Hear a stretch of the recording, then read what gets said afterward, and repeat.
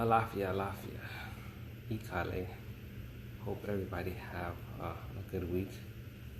Today is actually Friday, but I wanted to test out this pod that I have. I wanted to talk to you about something about this not comment, but it was a phrase, but it was incorrect. The phrase was Ifa is in Lukumi. Yeah, that's kind of incorrect. It's really Lukumi is in Ifa. Now I'm going to explain the reason why I say that.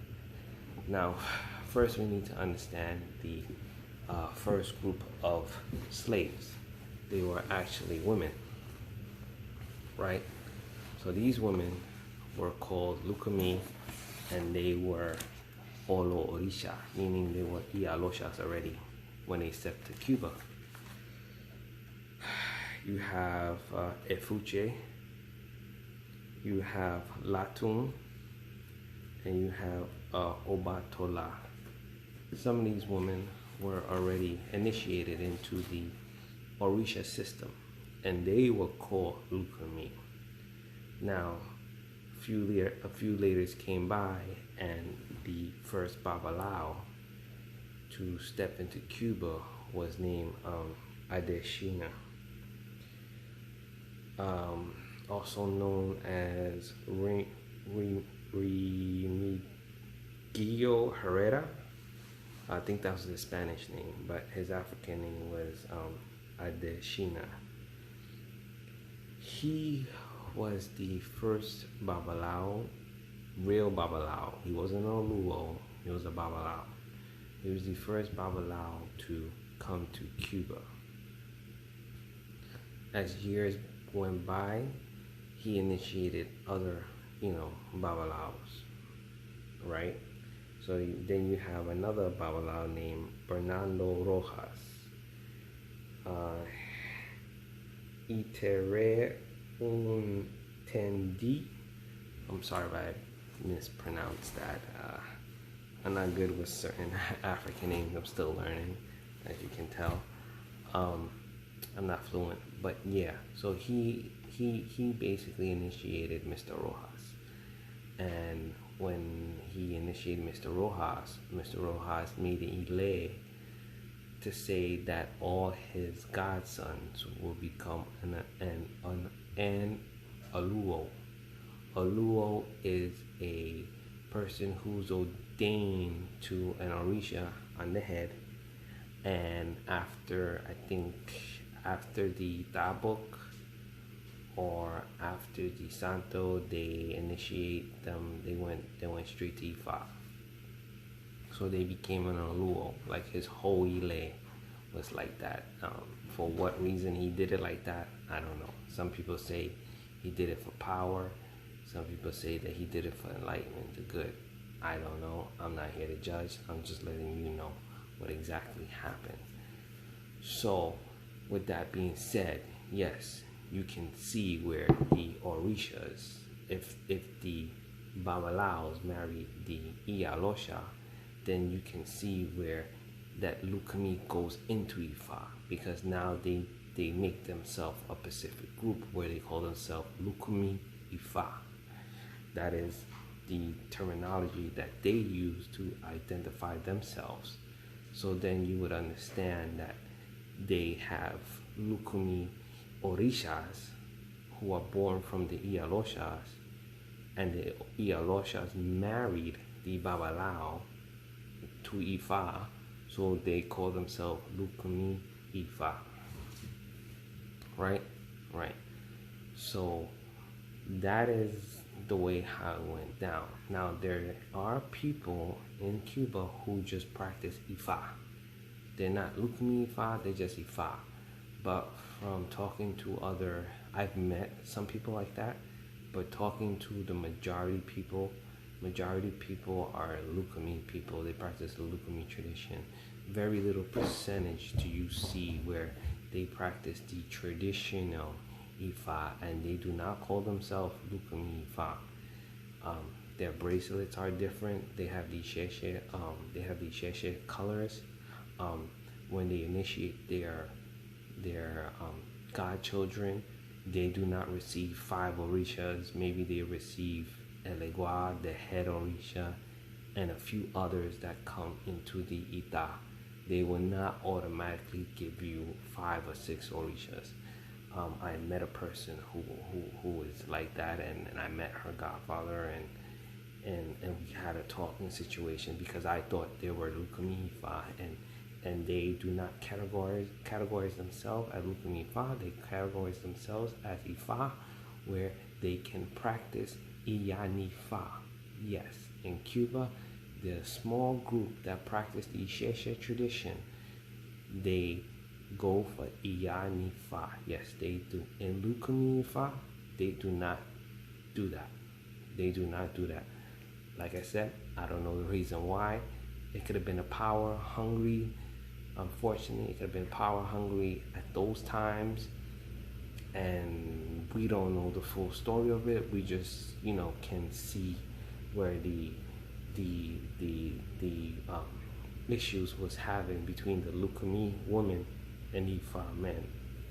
Now, with that being said, some of these women did marry Babalaos, which is the Ialoshas, who are Lukumi. They did marry, but they end up divorcing them because of this situation, because of the power hungry.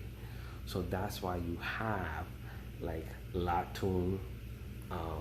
Let me check my notes real quick. Then you have like Latun, Obatola, Efuche Warikando, who initiated a guy named Nicholas, Valentin, and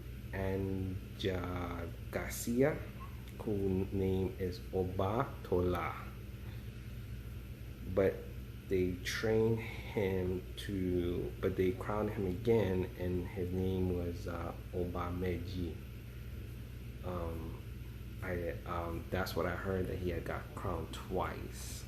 I don't know the full story. I know the full story, but it's like the tip of my tongue, and I read so much things and I just forget, to be honest with you.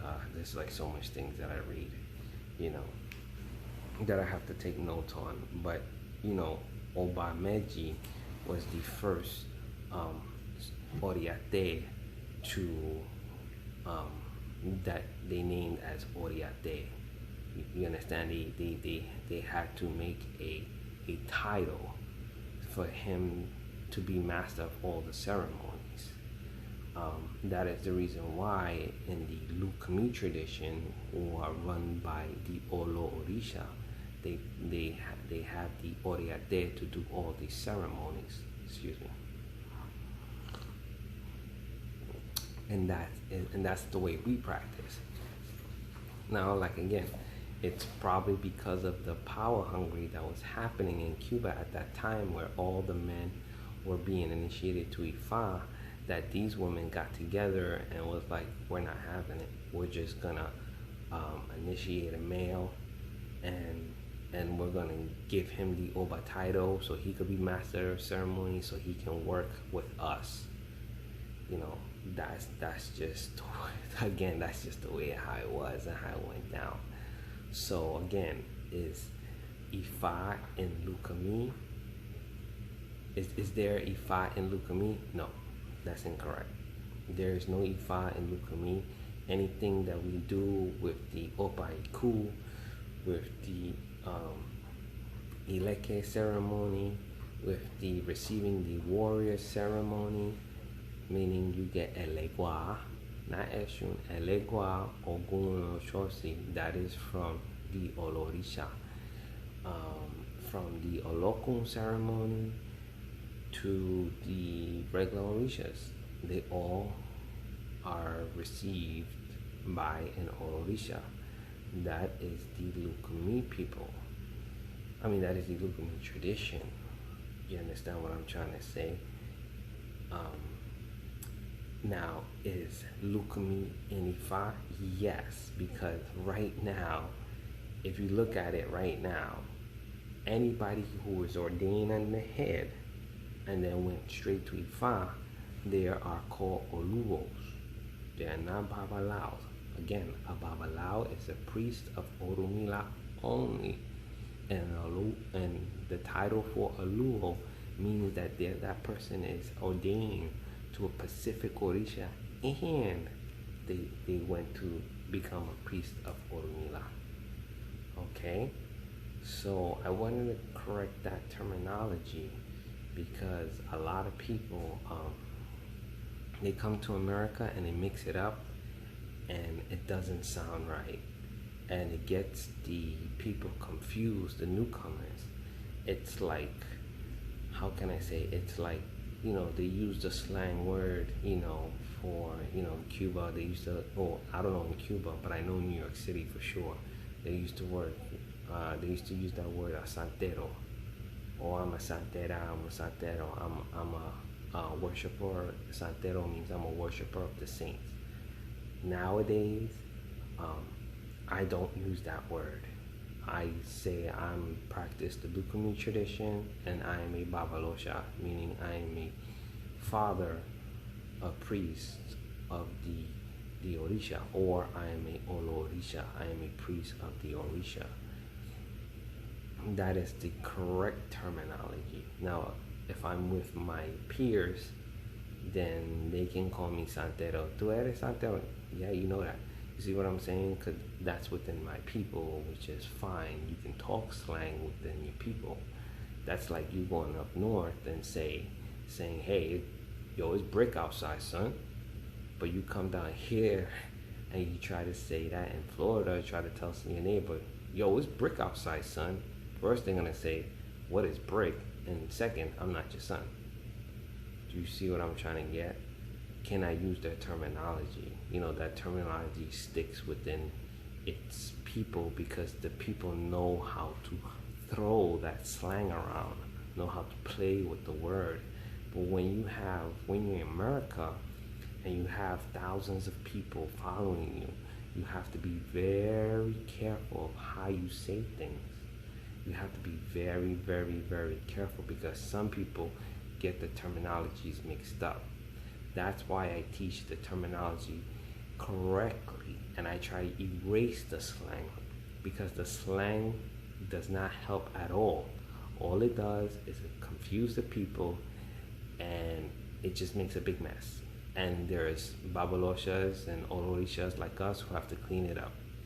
And like I said, I've been around this tradition for like over 20 something years, from my father, and I'm just, I get tired because we're just tired of cleaning this up. You know how many people I told that the difference is, or how many people I told, don't call me santero. I'm not a santero. I'm not a worshiper for saints. I don't practice saints. That's not my thing. I practice the orisha. I'm a babalosha or an olorisha. You understand what I'm saying? That is the correct terminology. And the thing that helps me is that, or the thing why I'm so picky about it, it's one, to be I'm a child batala, and two, I'm well educated. I don't mean to bring myself up there, but I'm well educated where it's like if I was to write my thesis again, and if I was to say that Ifa is in Lukumi, I would have to prove it. You just don't say things, especially when you're writing a thesis. You have to prove it. You have to explain exactly what it is, and you have to do a whole 9 yards. I don't even want to think about my thesis again. Yes, I did write a thesis, and I'm not doing that again. But anyway, that's the way how I think. Because I got to that high level education, and terminology is very important in my vocabulary or in my mind setting. That's the way how I teach. I do not like to use slang because slang, it doesn't work in the real world. All it does is confuse people, and I learned that you have to be very careful what you say. I mean, even though if you know 60% of it, you shouldn't talk at all, because the other 40% of that knowledge that's missing, it might screw you up. Even if you know 90%. I'm not saying I know 100%, but even though I know most of it, there's a possibility that 10% that I'm missing can change my scenario. But for what we know right now is that the first slaves who are from Egbado, Nigeria, they were called Lukumi. That is the tradition. That's what they were called, and they were women. They were all women. That's all we know. They were all women. And we know that the first Babalao came from Oyo. So it is impossible for Ifa to be in Lukumi. From a historical point of view, it is impossible. Now, because the Oluo married a Ialosha, then you can see where they would put Lukumi. We practice Lukumi Fa, because the wife is still working with the Fa, and the Babalao is still doing the working with the Oromila. So you can see where they put themselves as Lukumi Fa. But like I said, there's some Iles who don't call themselves Lukumi. They just say we practice Ifa. Okay, and I don't know a lot of people, but I know the few people, and they don't live here. They live they left Cuba, went to Europe, or they went to Italy or something like that. They don't live in the States. That's how very few there are that practice that. And I was kind of shocked, because I was like, hey, what town are you from? And she's like, well, we don't practice. I know what you're talking about, but we don't practice that. We practice Ifa, the Isheshe tradition. And I was like, wow, where did you get that from? And they were like, I think some of their elders in the past had went to Nigeria, and they just started, I don't know what Rama that is. I'm not too familiar with that again. But that is possible in Cuba. Yes, there's people who practice Ifa. They are not part of the Lukumi tradition again. All right, so I just want to make that clear. I wanted to test out my my new stand and see how this goes. Okay, so take care of yourself. Ashe or dabo. Peace.